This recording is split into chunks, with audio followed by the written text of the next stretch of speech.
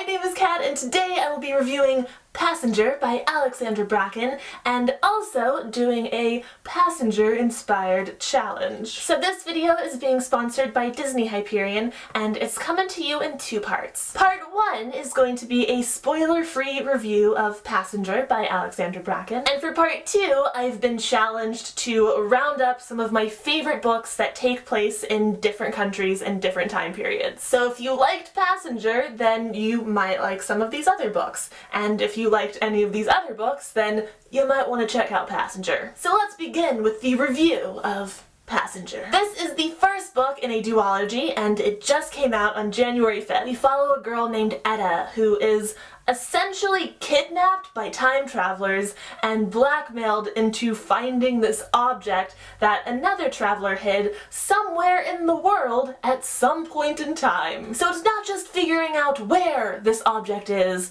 but also when. In between being kidnapped and blackmailed, Etta meets another traveler named Nicholas, who she forms this connection with, and he wants to help her on her quest, but they kind of have different ideas about what's going to happen once they find this object. Also, there are people trying to find the object before them, and other people just trying to kill them, and it is quite the adventure. I really enjoyed this book. It took me a little bit to really get into it, but once I did, I was enthralled. Like, you just sink into this story. It's so atmospheric with all the history and the details. I could really tell that a lot of thought and research went into writing this book, and I was really impressed by that. Then you have the time travel aspect, which was fascinating and just plain cool. The characters were fantastic, especially our two main characters, Etta and Nicholas, and I really enjoyed their romance. It did progress quickly, but because we got to see from both of their perspectives,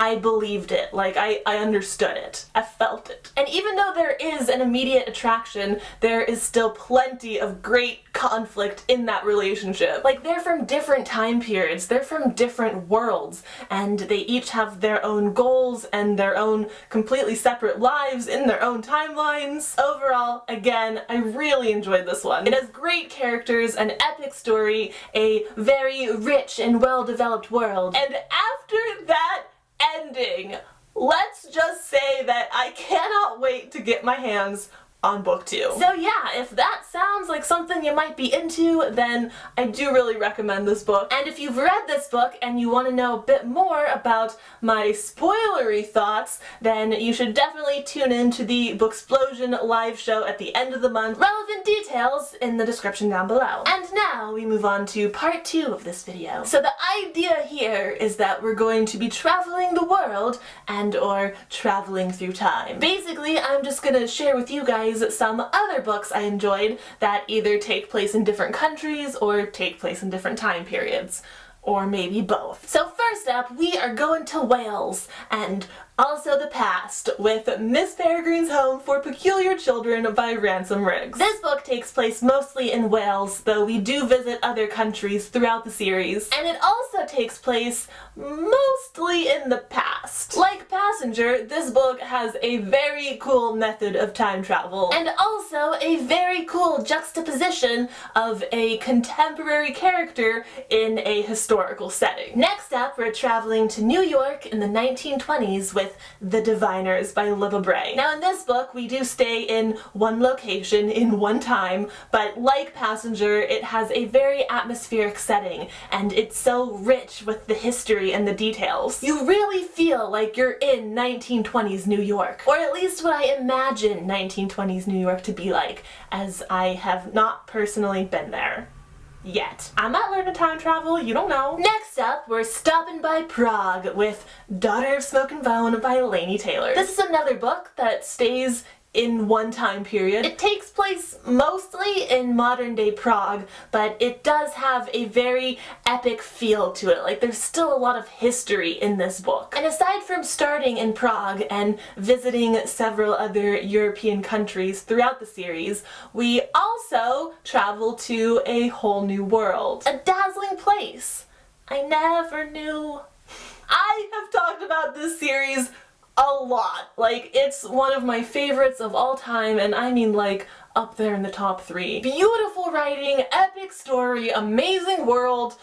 It's good stuff, guys. It's real good stuff. Our next stop is London, England, in the present day, but also in many past days, with Ruby Red by Kirsten Gier. This is another book that features a modern character going back in time and dealing with that chaos. But while Passenger is a bit more serious and epic in tone, this one takes a more humorous approach. The world in this book is cool and all, but what I mostly remember about it is that it was very funny and at times a bit silly, but in a good way. Also, again, I just really love the whole modern character plus historical setting equals hijinks kind of situation. And finally, we're hitting up Europe one more time in the early 1900s with Leviathan by Scott Westerfeld. This book takes place during World War I, but it's set in an alternate world. Instead of fighting with like guns and the weapons of our history, they are fighting with these steampunky war machines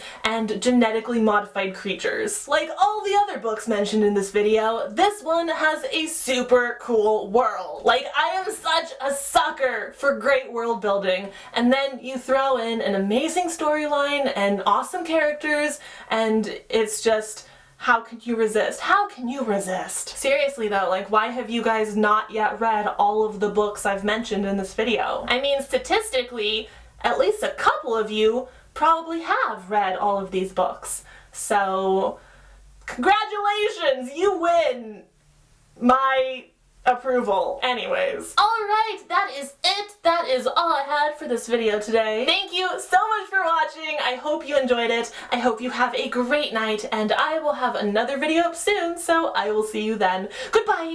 Juxtaposition! Juxtaposition. It's such a fun word to say. I love saying juxtaposition. I sound angry. Juxtaposition! Juxtaposition! Enough of that. Next up, we're stopping by we're the same color! The red part of me, not the other parts of me. I don't know what I'm saying.